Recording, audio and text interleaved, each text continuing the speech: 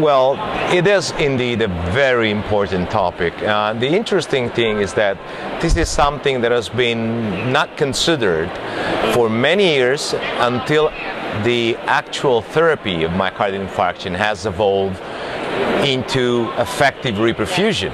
So the issue of reperfusion injury has become a clinical entity only the minute that we had effective ways of reperfusing the heart. Yeah. Initially with thrombolytic agents, more recently with percutaneous intervention.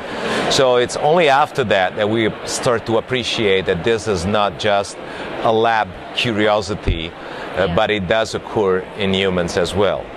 So having said that, unfortunately, we still do not have a precise grasp of what's going on because the animal models are clearly different from humans under a number of aspects. For one thing, when you do this in animals, you do in healthy animals, whereas people who get a myocardial infarction have atherosclerosis, complex lesions of the coronary artery, a burden of other concomitant disease like diabetes, hypertension, hypercholesterolemia, and all of this clouds the picture. So what it works beautifully in the animal lab does not always translate well in the clinical setting.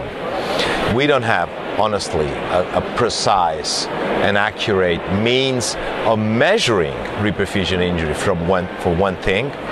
And obviously, if we're not so good at measuring it, we're not even good at preventing it.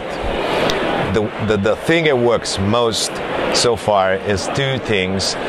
That one is kind of obvious, and to keep ischemic time as short as possible. That sounds obvious. That's something that you, of course, would like to do.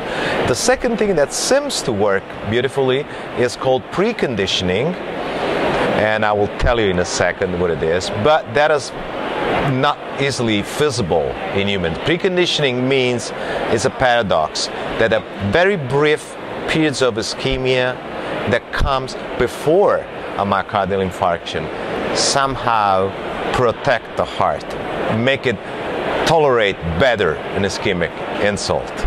But the thing is, of course, we don't know when a myocardial infarction is going to happen. So this preconditioning works exceedingly well in animals. It may work in patients that are scheduled to undergo, for instance, PTCA or cardiac surgery with cardiac arrest, in which we know precisely what's going to happen in a few hours or days, but we cannot use this for patients. The only thing that has been tried in patients to precondition the heart is to mimic preconditioning by giving certain drugs, which could be either certain certain volatile anesthetics that works fine in cardiac surgery, or nitrates for patients with cardiac ischemia. But that's all we have so far.